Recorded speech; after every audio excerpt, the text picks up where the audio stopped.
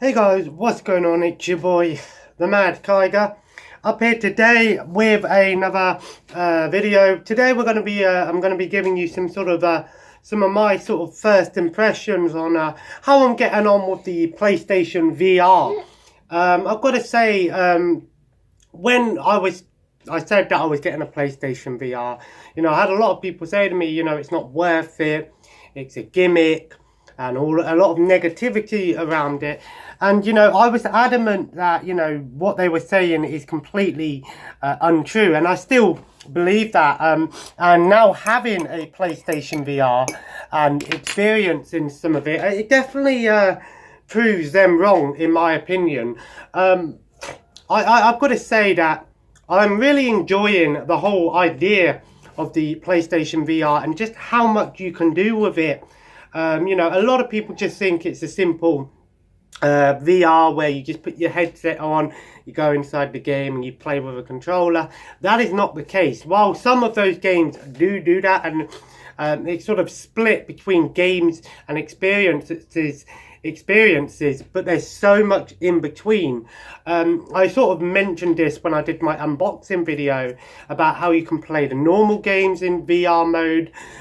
You know, you can watch TV in it, you can pretty much do anything on the VR that you could on the PlayStation 4 on the TV, which does have some benefits really, because say for example you've got one TV and someone wants to watch something on TV but you want to play your PlayStation, I guess you could essentially go on the VR and they could still watch the TV, because as long as the processing unit is connected and the camera can see you, I believe it will still work fine like that, which is really cool. And it's a pretty cool option. It's available there for those people in those sort of situations. Oi! No. And I've got to say that I have tried out some 2D, well, normal non-VR games in with the VR on, and they are playable, yes, but I wouldn't recommend sitting there and playing it for too long, because it does sort of get a bit blurry after a while, and obviously if your VR is not on straight, sometimes it will blur and you might get a bit eye strain. So I wouldn't recommend, you know, playing like fucking Final Fantasy like 15 or something really big on it. You know, if you're just going for small gaming sessions, then maybe, but I wouldn't sit there and recommend playing, you know, Call of Duty or something like that on it too much. Same thing with the movies. It's a cool experience to watch normal 2D movies on it. I haven't tried a 3D movie yet, mind you, but to watch normal movies or TV shows on Netflix or something like that, it is watchable. But again, the same thing applies with the normal 2D version games, because the problem is again, sometimes it will get a bit blurry. Now, I don't know if that's just because of the VR or if it's because of that I'm using a normal PS4 Slim, not the PS4 Pro. Maybe if you have the Pro, you won't have as much issues with that. I'm not entirely sure. But overall, that side of things is, you know, it's a cool thing you can do, and it's there. It's a nice option that they do put in there, and a lot of people don't realise that you can do. But I actually, I like it, but I wouldn't recommend doing it for too long. I'd mess around with it, see if you like it, but it's not something that I'd recommend doing for, you know, 5, 6, 7 hours or something like that. Especially, you know, if you've got bad eyes, you are essentially looking at a screen right up close. So, you know, just be careful with that sort of thing. If you're okay with it, that's fine. If not, then I wouldn't recommend it. I prefer to sit and play normal games on the TV like normal, but it's a nice option if you can't exactly do that straight away, kind of thing.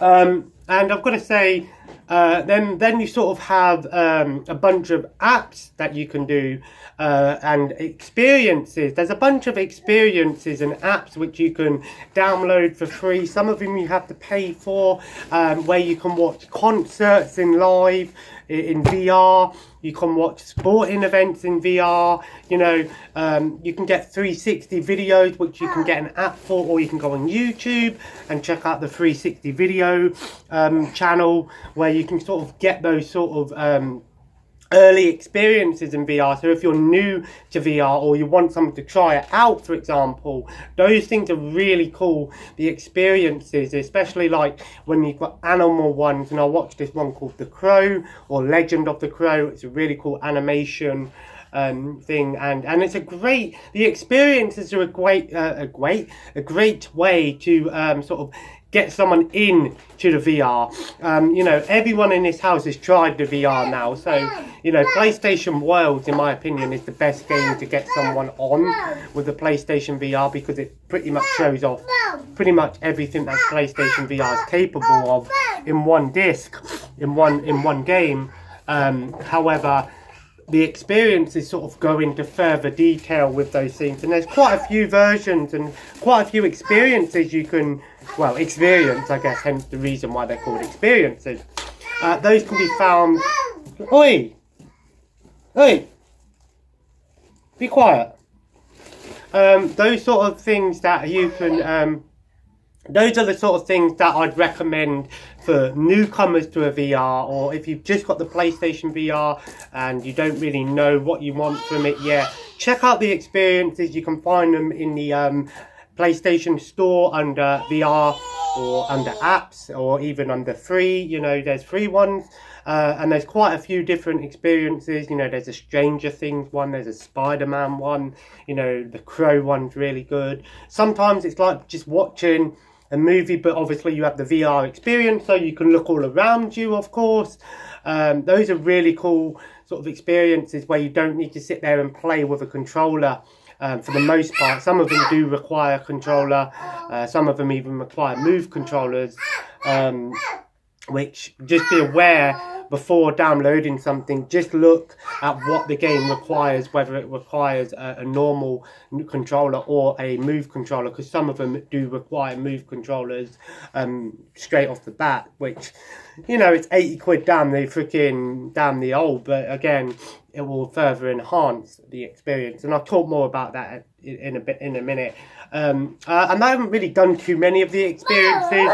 I've done the Legend of the Crow one, which was sort of like this animation.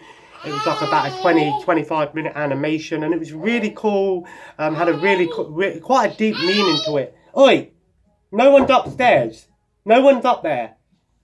It's just you and me. And I really like the experiences, and I'm definitely going to put more time into checking out all of the experiences. Again, some of them you have to pay for, so, you know, but they're nice sort of beginners experiences, and great for people that just want to experience something different, I guess. If you've got like 20 minutes or half an hour on your hands and you just want to have, you know, experience something really cool, or blow your mind a little bit, because it blew my mind a little bit, definitely check out the experiences. And then, of course, we have the games. Now, the PlayStation VR has a ton of games. Now, this is why... this is why, in my opinion, why the PlayStation VR is not a gimmick. A gimmick, in my opinion, is something that comes out and, you know, like... when they brought out, like, the Pokemon game and you have the little Pokeball which you threw... That's a gimmick. A gimmick is something that sort of enhances something or changes something, you know, like the Wii remotes were, some would say, were a gimmick at first, but then over time, a gimmick can, yeah, in the beginning, something could be classed as a gimmick. However, if they put time and effort into it and actually give the right support to it, like Sony has done with the PlayStation VR and these third-party developers, especially indie developers, as well, making games in VR is not an easy thing to do, but I don't think it's a gimmick at all, because there's so many VR games out there, you know, not just on disc. There's more digital games than there are disc games. Just be aware of that. So if you're going through shops and you only see the same ones over and over again, just be aware that most of the games are digital. Not physical, but there are a fair share of physical games as well. Like I said, when I got the VR set, obviously the Mega Bundle, which we did an unboxing of, it came with 5 games on a digital code. And I've got to say, you know, I've tried out the PlayStation Worlds. I've done every one on there. Really enjoyed it. It's a great, a lot of people might say it's a demo disc. In a way it is, but it's sort of a great experience because it gives you the options to try out the normal one where you can just look around, which is the underwater experiences. The lunge one when you're going downhill, which gives you the sort of tilting experience, so it gets you used to tilting your head and how it changes the game. Obviously, then there's the ball one, which is like a first person ping pong one, which gets you used to the movements of actually moving your head. And then there's two sort of then there's obviously sort of like this mech space one, which gets you used to the moving to aim, but also using the controller for movement. And then finally there's the heist one, which gets you used to the whole idea of using the controller or the move controllers for aiming and stuff. And I've got to say, that's what I mean. There's like so many different versions of ways of playing the PlayStation VR. It's not just moving your head or controller. There's so many different ways of doing it. And I like the games that sort of, in my opinion, my favourite ones are the ones that use motion controls to aim and stuff. And I've just brought a game called Arizona Sunshine. It's a zombie game. I hear it's really good. I've seen it. It was on sale for $9.94, but put down from £32. So I thought, for that price, I ain't gonna say no. It's a zombie game. It's a full-fledged game, and I'm really looking forward to trying it out. I've got to say that, you know, like I said, with the heist one, the London heist on PlayStation VR World was fantastic. Short but sweet, you know, just the whole idea of shooting guns. And I did play Doom VR. Doom VR was short but sweet. It was a really fun game. Again, it was a little bit weird because obviously you have to use the controller and then you aim, and then the way the gun placement is, it sort of just doesn't feel right. Maybe it's because I'm sat down when I'm playing it, just because of where my PlayStation VR is and my PS4 is in my bedroom. So obviously standing up in some cases is better, but I believe most of the time, you know, there are some games that most of the games you can play sat down if you really want to. Obviously not everyone has the option to you know, move around and have a big living room to move around in and stuff like that. Obviously it's better in some senses, but you know, there are, you know, it's not unfunctional if you're sat down. Just be aware that you need to give yourself a good meter to a meter and a half, obviously with the PlayStation camera for the motion sensor for the controller, otherwise it won't register properly, which is the issue that I had when I was playing it with my mum's. But I've got to say, yeah, Doom VR was fun. It was a short game, but it was really fun. It was great to just play some more Doom. Doom was an awesome game. Looking forward to Eternal. So it was great to experience that in a small game, and a lot of the VR games do come, especially the early ones, and the experiences are short, but they're meant to be short because, you know, the VR, I will say, is not something you're meant to be playing, you know, for hours and hours on end because of eye strain, motion sickness, and obviously headaches and things. I'm alright with it for the most part, but if I'm sat there for too long doing it, I do feel a bit woo sometimes. But for the most part, I'm pretty alright with it. It's also because with the glasses, it's comfortable and it works great with glasses, and I'm really glad Sony actually took that into consideration. A lot of VRs that these days don't sort of fit with your glasses, so Sony did the right thing there, and that's great accessibility right there. That's good marketing and good design right there. But like I said, I tried out the PlayStation VR Room as well, which gave me a sort of idea of, again, some sort of different modes and little mini games and things on there. Heather's been playing Astrobot on it, and she said it's really good. I've heard Astrobot is really good. I did like a demo version of Astrobot where it's on the VR Room, the Playroom VR it's called, which you can get for free. It's a great sort of demo disc almost, and there are quite a few demo discs that you can get for free on, well, they're demo trials, I guess, which give you like about 5 or 6 games to do a demo of, which is really good.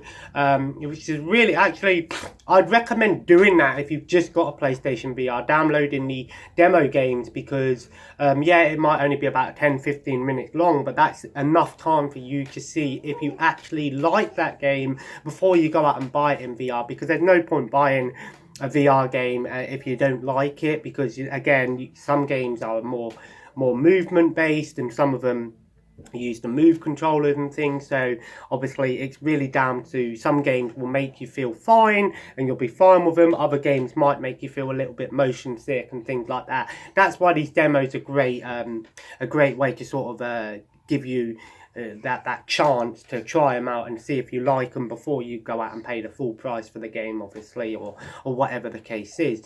Will I be getting the move and the aim controller? Yes, but probably not anytime soon. I've got other things that I need at the moment, but I do want to get the move and aim controller just to give that massive experience, especially when I'm playing Arizona Sunset, I think it's called, yeah, Arizona Sunset or Sunshine, one or the other, and you know, the aim controller would just be really fun to try out. Overall, I guess what I'm trying to say is I'm really enjoying the PlayStation VR. I don't play it every single day and every single minute of every single, you know, I'll give it a couple of hours each time and try out a few different things on it, and I'm really enjoying it. It's definitely not a gimmick, in my opinion. Some people can say it's a gimmick, but if you're serious about getting the PlayStation VR, just be aware that there are a few things that you may or may not like about it. It's nothing, you know, it is different to other VR systems. But if you are a serious PlayStation 4 collector and you are looking to get a PlayStation VR, in my opinion, you won't regret it, but just be aware, I'd recommend trying someone else's out first before you go out and buy one yourself, if you're unsure, because obviously you want to see how you react to it. Again, I knew that I'd be alright with it, and I am pretty much alright with it. I'm not too bad with it. I'm not saying I'm perfect with it, but I'm good enough to know that I'm able to play it properly, and it's blows my mind to this day. When I did VR for the first time on holiday last year, you know, it blew my mind. Yeah, that was a much different VR, because that was one way you're in a room and it tracks your movement and legs and everything, but you know, the PlayStation VR is a great VR system, and I think it is underrated. A lot of people look past it, and I think it isn't a gimmick in my opinion. It's not a gimmick. It's a full-fledged, again, essentially it is almost like its own system. It could be sold as its own system. In essentially, they could have done that. They could have gone, you know what, the VR is its own thing, you know. But obviously it is based on the PS4. And I'm glad that Sony are keeping it going, and they are going to keep it going with the PlayStation 5. Obviously, we know that the PlayStation 5 is going to have PS4 and PSVR support, which leads me to believe that maybe the PlayStation 5 will bring out more VR games on it. So I'm hoping that Sony won't kill off the VR anytime soon. You know, it's had a good 2 years since it's come out, and it's only gotten better. Yeah, I've played some early games on it, like Doom and stuff, and I think if I played the newer games on it, I'm definitely going to get more experiences and a much more refined gameplay, almost. Killing Floor Incursion is coming out. They are bringing out a Killing Floor for PlayStation VR. I seen the trailer for it this morning. I'm like, yes, yes, yes. Killing Floor in VR will be fucking amazing. I love Killing Floor. Oi! What are you doing? What are you doing? Little shit. Fucking making a mess. Look at that. Look. Look. You. Sorry if I seem a little bit out of it. I haven't long returned from a walk with him. That's why I feel a bit out of it. But I thought I'd do a little video for you guys today. Fuck's sake. Sort of an update on the VR. Oh, and I forgot to mention in the last video, it completely went over my mind. Now that I have the PlayStation VR, it came with the camera. That means face cam, guys, when we start doing more PS4 streams on Twitch. Sorry I haven't done any in a while. Again, I can't really do them too much. Heather's been working a lot lately, so obviously she hasn't gone away with Logan to her mum's anytime this week. So next time she does go to her mum's, I definitely will do a stream. I might even do a PlayStation VR stream, perhaps. Maybe Resident Evil 7. Should I do a Resident Evil 7 gameplay video? Should I do a full playthrough on it? Again, it will have to be, it won't be a very consistent playthrough. Obviously, you know me with playthroughs, because obviously I can only do them when he's not here, especially if I'm in, because obviously my PS4 is in my bedroom, so I can't really be loud. And especially if I'm playing a game like Resident Evil 7, you know, obviously I don't really want to wake him up. But you never know, I might be able to get around to doing it. But now that I have the PlayStation camera, I can now get face cam on. I can now get the face cam, and the PlayStation camera is not too bad, actually. It's not a bad little camera, actually. So it will definitely be great for my Twitch.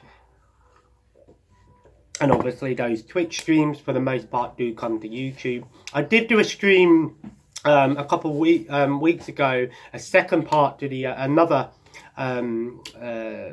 Dynasty Warriors 9 one. However, I had to cut that video, and there was no point me uploading it to YouTube, because during that video, that was when Heather had to go to hospital. So obviously during that video, you hear me on the phone talking to her and her mum. So obviously I thought, you know what, and I had to cut that stream short, unfortunately. That's the problem with streams.